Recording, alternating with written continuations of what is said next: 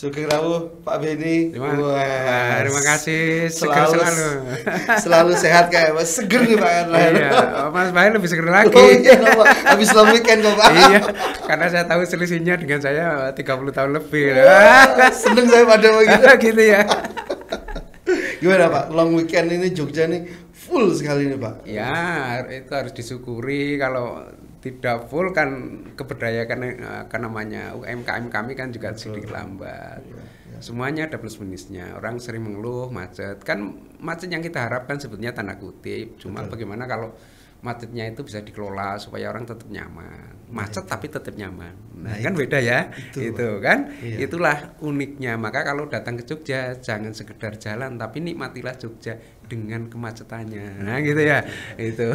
Ada yang lebih unik lagi, Pak. Ya. Jabatan Bapak tuh paling unik se-Indonesia, Pak. Gitu ya. Karena melayani dua raja ini, Pak. Nah, ini yang mau kita tanya, Pak. Gimana, Pak? Setelah beberapa waktu ini panjenengan melaksanakan ini apa, Pak?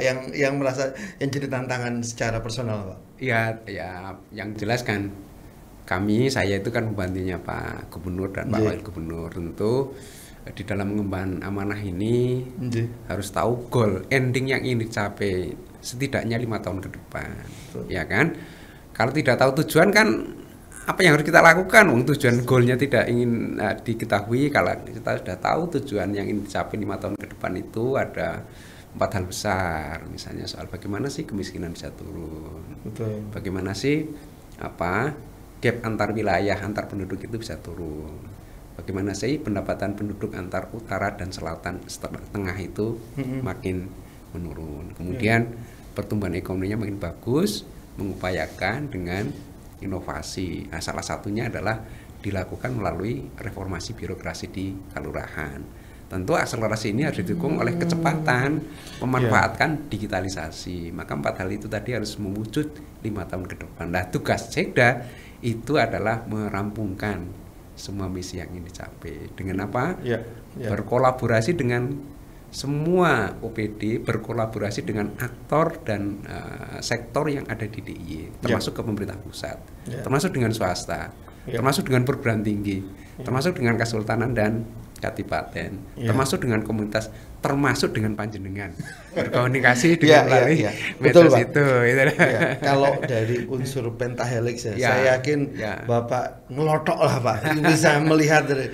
Tapi yang unik Pak, ini kan karena ada 2 keraton ini Pak. Nah ini kayaknya menjawabnya harus beda-beda nih gimana Pak?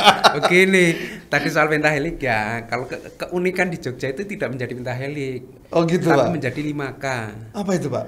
K yang pertama Kesultanan dan Kadipaten. Dibaca ya Kesultanan dan Kadipaten. Yang kedua Kalurahan. Atau seperti kami namanya Kaprajan sampai ke Kalurahan tadi. Ketiga kampus. Kemudian komunitas. Kemudian yang berikutnya yang terakhir sangat strategis adalah kampus, komunitas, Kaprajan dan kami semua. Nah, dunia usaha tadi. Kalau sudah seperti itu, maka akan terjawab pertanyaan panjenengan tadi.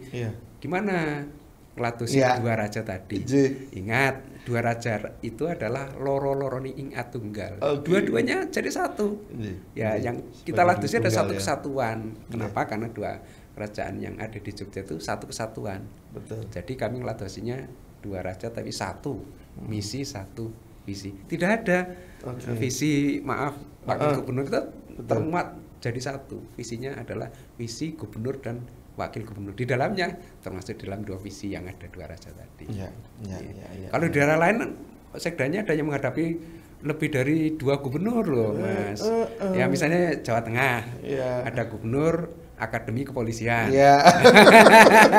ada gubernur Akademi Militer, berarti ada gubernur di kita. Ini gubernur AU juga ada loh. Nah, makanya kami hanya 2, tapi rajanya juga 2. Iya Pak. Jadi sedikit ini Pak, sedikit ngelantur dikit Pak. Jadi kalau kita melihat outlooknya Jogja dalam beberapa waktu terakhir ini Pak, setelah beberapa akses jalan tol juga dibangun, kira-kira dalam perspektif Bapak akan seperti apa nih Pak? Jogja mungkin nggak usah panjang-panjang Pak, 3-4 tahun ke depan lah Pak. Yang jelas semua mengarah Jogja yang punya martabat. Jogja yang berkeadaban. Sehingga desain Jogja tidak sedang desain menjadi kota metropolis. Tidak sedang desain menjadi kota metropolis, didesain kota yang penuh dengan cita rasa budaya. Maka tapi tantangannya Pak tadi itu Pak yang apa dunia Pak, dunia usaha ini kan selalu apa ya memperbaharui, menantang dengan konteks di mana metropolitan wannabe Pak. Jadi selalu arahannya tuh bagaimana Jogja bisa lebih metropolis segala macam. Apakah ini bertolak belakang dengan visi dari Pemda sendiri? Saya kira itu selaras. Kekinian tuntutan zaman yang berubah itu harus kita tangkap dengan respek kita atas tuntutan itu. Baik. Tapi kan ada pola relasi yang sangat kuat. Oleh nambahin ning orang ngowahi. Ya kan? Bagus dikuat. Kita kan seperti itu. Boleh nambah apapun tapi akar budaya ini tidak luntur. Betul. Makanya terjadi akulturasi budaya.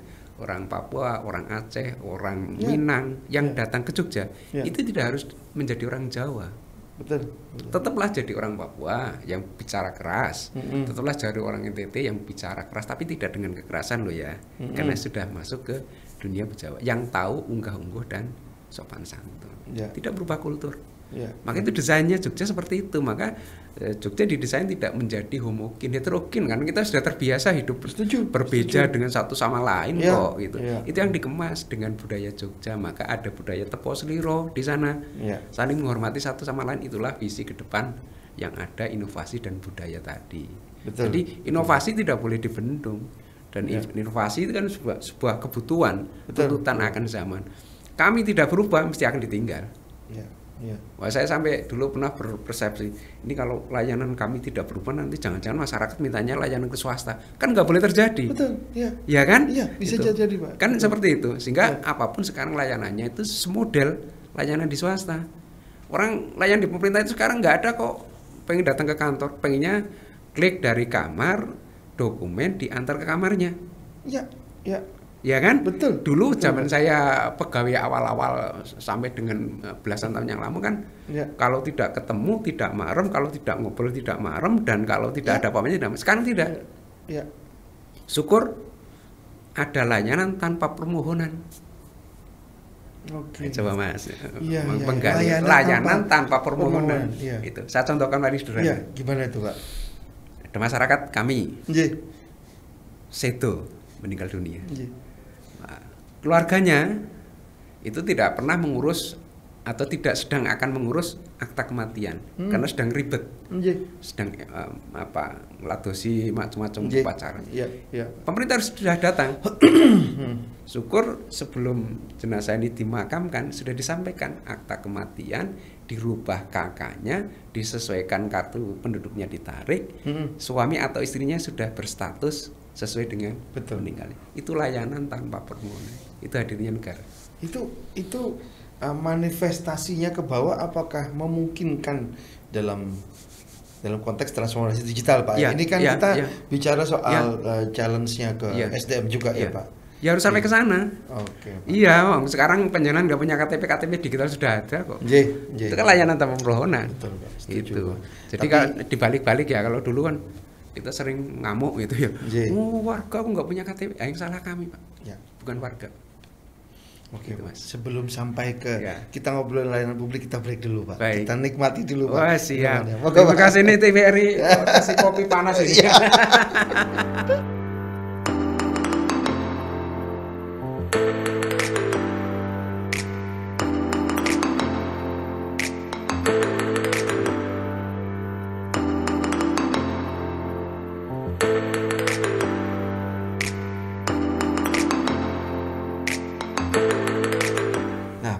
Ini kan tantangan layanan publik ini kan membutuhkan reformasi di dalam internal pemerintahan daerah juga nih Pak.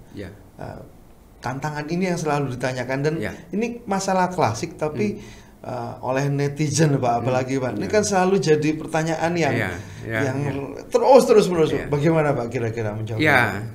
Saya senang sekali kok bergaul dengan teman-teman di netizen melalui media sosial. Tentu ini kanal yang baru dan itu punya kekuatan yang luar biasa. Dulu tidak pernah kita bayangkan Kita layanan ya wujudnya ada berwujud. Ternyata sekarang ada layanan tidak berwujud itu yang warganya sangat kuat disebut netizen. Nah, kecepatan itu yang dituntut oleh kita supaya apa kita bisa respect. Ya, kita kan tidak sekedar nunggu dawuh ya. Tapi kita bisa mengantisipasi, mempunyai inisiatif layanan yang untuk lebih baik. Dulu misalnya kita sangat bangga ketika kita mendeklar Jogja sudah punya mall pelayanan publik loh ya. Apa yang dicita rasakan?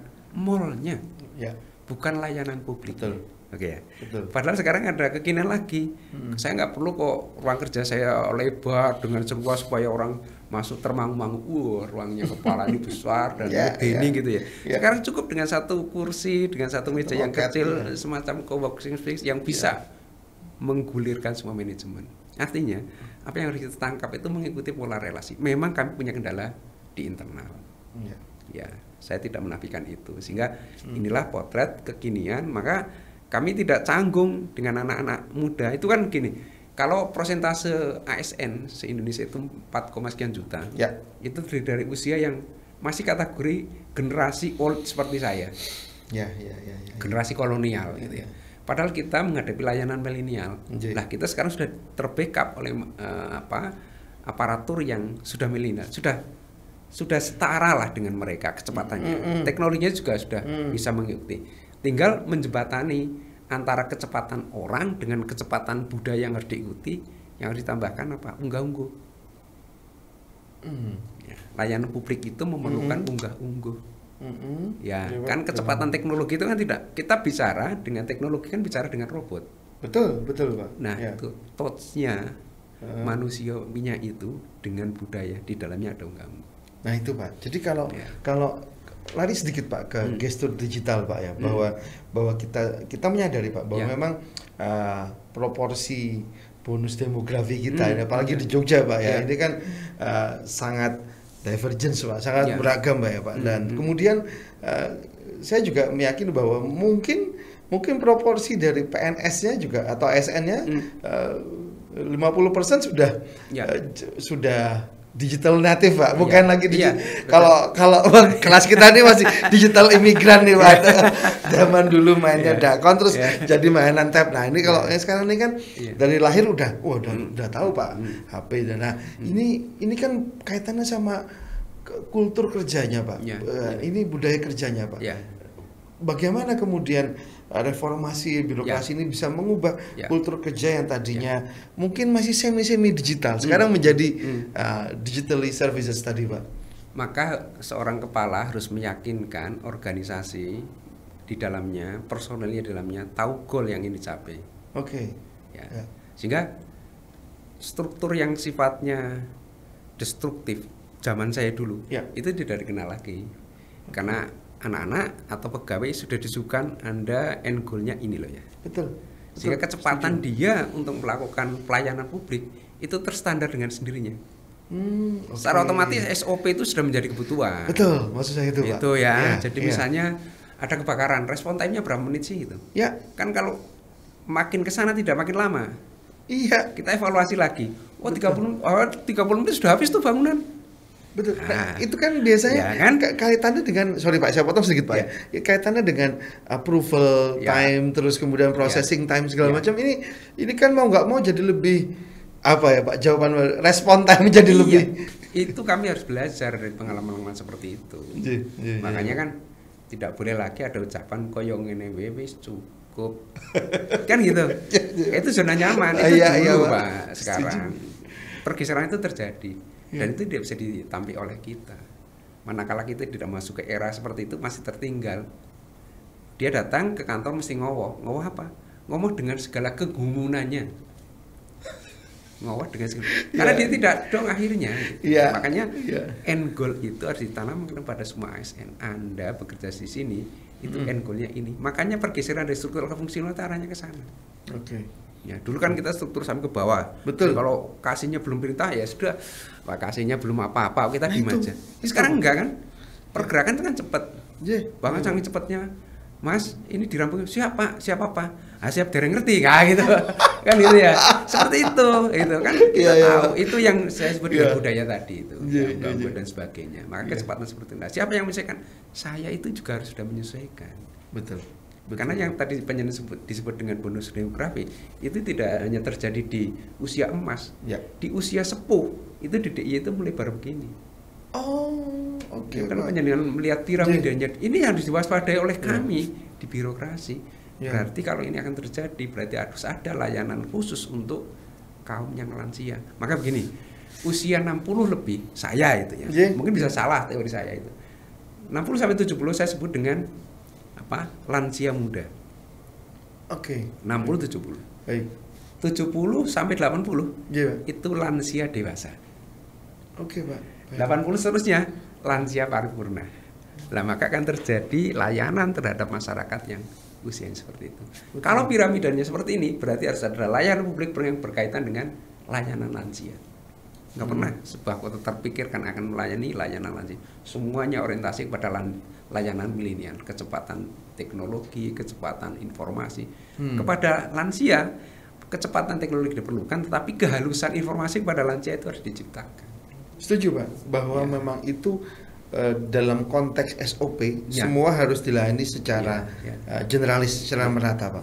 Dan memang di beberapa daerah Pak sudah ada assistance yang memang membantu lansia-lansia ini untuk mengakses kebutuhannya secara digital Pak. Nah, apakah di Jogja, apalagi Bapak menaungi 5 kabupaten kota yang mungkin secara beragam ini memiliki kultur yang berbeda-beda Pak. Iya, betul. Jadi kita kan masih terbawa. Kalau dulu kalau nggak sowan itu kan tidak sopan ya. Betul. Jangankan itu, sekarang undangan manten aja pakai WA. Iya Pak, betul Pak. Kita harus sudah sampai seperti ini gitu. Padahal saya di kampung itu masih dapat undangan ya ditonjok itu didatangi ke rumahnya. Betul. Diberi sesuatu agar harapannya bisa hadir. Itu kan budaya yang harus kita kembangkan ke sana. Sehingga layanan terhadap lansia pun, karena kemudahan akses dari lansia itu akan membahagiakan para lansia. Kemudian akses informasi, kemudian akses kesehatan, kemudian akses macam-macam itu bisa membahagiakan itu. Nah, Jogja itu akan lari ke sana. Karena persentase penduduk itu pertanda bahwa usia harapan hidupnya di Jogja itu tertinggi. Betul, setuju Pak. Sehingga orang Jogja itu kan sehat sebetulnya, sehat dan baik gitu ya maksud saya. Sehingga yuswa panjang itu akan terjadi di Jogja. Kalau tidak dilakukan layanan, pergeseran layanan, itu kan jadi masalah. Itu harus dilola betul. Itu yang tidak pernah disadari oleh semua kota se-Indonesia. Nah, bagaimana terus kemudian menjembatani ke 5 kabupaten kota yang ada di bawah naungan? Memang tidak sama ya. Cara menangkap kemajuan teknologi. Karena kita lagi rame-rame nih ceritanya, kita bangga dengan saya sudah pakai ultra, generasinya sudah 5G. Ada yang 2G aja belum paham kok. Setuju. Iya kan? Setuju Pak. Berarti gap itu kan terjadi. Itu. Maka dorongan mengakibatkan mobilisasi tanda kutip mahasiswa yang KKN juga menuju ke sana. Sekarang bekerja sama dengan perguruan tinggi. Mas, Mbak, KKN silakan di Jogja. Salah satunya edukasi literasi terhadap teknologi informasi. Sehingga orang dulu saya bangga mana bawa HP Android. Sekarang bawa HP Android, tukang ngangon kambing aja pegang HP Android. Ya kan? Nah, seperti itu. Pak. Sebelum sampai ngomongin tadi Pak, semua orang punya akses Pak. Kita break dulu Pak. Kita ngopi dulu. Terima kasih.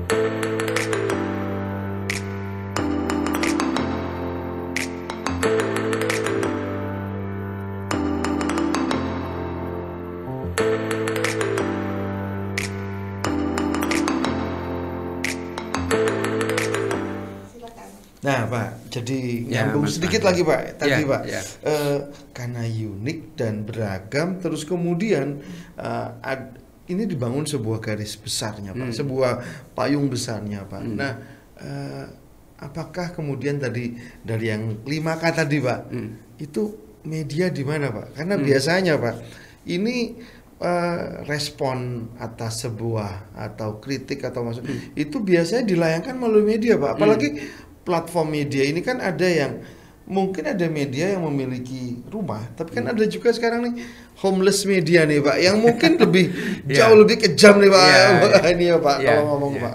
Monggo Pak. Ya, dari Pentahelik bahasa panjenengan 5K bahasa kami itu. K yang satu namanya komunitas, di dalamnya ada media. Oh, media itu masuk dalam komunitas. Karena media kan macam-macam ya, ada yang sifatnya tadi media sosial melalui medsos, ada media cetak, media elektronik dan sebagainya. Itu masalah. Nah, kami menyiapkan kecepatan atas salah satunya adalah melalui media sosial. Baik. Karena dulu kami diberikan sosok ikut ke media cetak dan elektronik. Itu kecepatan sekarang ya, butuh 2 framing itu cepat sekali ya. 2 frase itu sudah mengubah cara pandang seseorang, dan beribu orang bisa berbeda pandangannya gara-gara dua frase yang betul Pak. Orang dulu seneng baca artikel panjang gitu, karena sambil ngopi dan sebagainya. Sekarang ngopi sambil jalan, karena ngopi bisa pakai instan kan gitu ya. Iya betul. Seperti itu. Sekarang kecepatannya seperti itu. Maka juga di pemerintah daerah mengupayakan sudah sampai ke sana. Maka jangan kaget loh Mas Mahai. Kami sudah narik fiber optik ke seluruh kalurahan se-Yogyakarta. 392. Seprovinsi Jogja. Seprovinsi 392 kalurahan itu sudah terjangkau WiFi. Banyak coba cek aja. Oh iya Pak. Iya. Ini sebetulnya berita yang mungkin banyak orang nggak tahu loh Pak. Iya, sehingga Pak Lurah tidak lagi perlu buang pulsa, cukup dari kelurahannya bisa mengkomunikasikan seluruh kegiatan. Termasuk kemarin kita ketika terjadi gempa, hari itu kami sudah bisa mendapatkan informasi berjalan. Detik itu juga keren Pak. Langsung dari TRC, dari WD sudah masuk dari kelurahan-kelurahan sudah dapat informasi, walaupun itu berjalan. Ya. Artinya tanggapan kecepatan kita yang harus kita lakukan ini sudah di tangan dalam genggaman kita. Nah, bagaimana kemudian ini bisa menjawab rasa penasaran Pak? Kalau saya nggak boleh ngomong, ini rasa hujatan dari ini kan kita melihat karena makin beragam Pak. Ini dan literasi ini terus kita kembangkan. Kira-kira bagaimana kemudian Pemprov ini Pak ya menaungi mungkin gini Pak, ada yang ngomong, wah ini pemimpinnya nggak ada yang kayak Mas Gibran atau Pak Ganjar yang langsung respon. Nah, ini kan juga ya namanya netizen Pak, apapun boleh ngomong kan Pak. Nah, kira-kira bagaimana Pak menjawab hal-hal seperti itu Pak? Saya kira kita tidak perlu marah, tidak perlu tersinggung. Itu hal yang baik kok. Kalau saya itu hal yang baik dan hal yang positif. Kami banyak belajar dari para netizen. Tapi kan ada negara mototo di semua coro. Tadi bungkus budaya itu tidak boleh lepas dari akarnya. Jadi kecepatan apapun, makanya oleh nambahin orang ngowai. Jadi tapi itu tidak sedang menghambat, karena kekinian budaya juga harus mengikuti perkembangan. Misalnya sederhana saja, ada dulu alon-alon waton kelakon ya. Dalam frame kita harus dalam bahasa positif sebetulnya. Alon-alon itu tidak kemungsung, tidak gerusa-gerusu. Artinya sebuah tindakan itu harus dengan perhitungan yang matang. Kalau dalam bahasa sekarang, sebuah tindakan itu harus didukung oleh data. Setuju. Itu, ya kan? Jadi kecepatan apapun kalau kita gitu aja tanpa data kan sembali. Setuju Pak. Setuju Pak. Kenapa? Akuntabilitas itu harus dijaga oleh kita. Nah itu Pak. Jadi karena memang akhirnya struktur atau model pemerintah ini menjadi digitally driven nih kan Pak. Nah ini kan yang jadi tantangan tadi Pak, bahwa media bisa masuk kapanpun, bahkan sosial media menjadi salah satu jembatan yang sangat efektif Pak bagi para masyarakat untuk langsung berkomunikasi Pak. Jadi apa kemudian reformasi birokrasi ini mampu Pak menjadi jembatan agar masyarakat berbicara dalam istilah itu Pak? Begini Mas Wahid, jadi ini juga harus disadari, kecepatan tuntutan layanan itu tidak sebanding dengan kecepatan kami mereform. Oke Pak. Baik, maka cara cepatnya reformnya adalah mulai dari kalurahan. Cepatnya apa? Harus didukung oleh teknologi informasi. Kan gitu. Bottom up Pak ya. Iya, kalau tidak kitanya sudah di atas meger-meger begini, kalau yang di lapangan tidak kan tidak nyambung. Artinya harus ada tarikan nafas yang sama, kecepatan itu. Saya contohkan kemarin ketika gempa. Pak Gubernur ke lapangan itu sudah bawa data fix, walaupun itu data bergerak. Namanya sedang direpit dengan sedang diasistensi, sedang divalidasi, sedang dipetakan. Tapi beliau pirsa awal. Oh begini, maka tindakan Gunung Kidul dulu. Itu kan ada informasi awal dari medsos itu. Gunung Kidul parah. Kita ke sana. Oke. Dapat laporan begini-begini, oke. Tindakannya begini, termasuk apa yang harus di lapangan. Dinas sosial sudah di lapangan, sudah pasang tenda, permakanan sudah dikirim. Itu kesempatan kita. Kan tidak pernah diekspos. Bagaimana kalau misalnya masalah lain Pak yang kita hadapi seperti isu-isu pendidikan, isu pariwisata, yang ini kita menghadapi orang KTP non Jogja lah Pak bahasanya Pak, yang memang pahamnya di daerah saya nggak begini nih nggak. Kecepatan luar biasa. Iya Pak. Detik ini sudah bergeser lagi dari yang tadi saya itu pembicaraan di dalam sana. Kan itu kecepatan. Menangkap itu maka semua kita melakukan daya dukungnya atas teknologi informasi. Oke. Iya Pak. Ada berita hoax ya. Misalnya itu di sebuah ini ada yang nuduh. Kita cek lagi. Benar nggak nuduhnya? Kita klarifikasi. Sekarang kita informasikan berikutnya. Oh nggak benar kok ini ternyata gitu. Supaya apa? Kemajuan terhadap pemahaman teknologi itu benar-benar juga diciptakan atas data dan fakta yang ada di lapangan. Betul. Kita harus mulai belajar tentang akuntabilitas. Sama, kami juga dituntutkan begitu. Spesial rupiah yang keluar itu harus bisa bertanggungjawabkan. Wah, saya sepakat sekali. Makanya satu-satunya pemerintah daerah yang setiap 3 bulan berani menginformasikan keberhasilan dan kegagalannya hanya DIY. Apa ya Pak? Mas Mahi suatu ketika saya undang di 3 bulanan namanya rapotan. Wah, Pak. Menarik ini Pak. Iya. Saya misalnya OPD waktu saya di Bapeda, Anda kinerjanya 3 bulan ini tidak bagus. Nilainya kan frame-nya 80 sampai 100. Ketika deviasinya atau capaian kinerjanya di atas 5% sampai 10%, saya nilainya akan dikurangi. Kurangi 10%. Tapi kalau deviasi lebih dari 10%, saya nilainya saya kurangi 20%. Saya tunggu Pak, kita tunggu undangannya. Jadi netizen ini yang kritis ini bisa terbuka dan melihat bahwa ini loh, kita mulai berbenah seperti ini Pak ya. Pak Benny, terima kasih banyak Pak. Saya selalu ya saya. Oh sehat, saya lebih senang Bapak seger kan Pak. Sampai ketemu lagi Pak. Siap, matur nuwun Pak. Selalu, matur nuwun.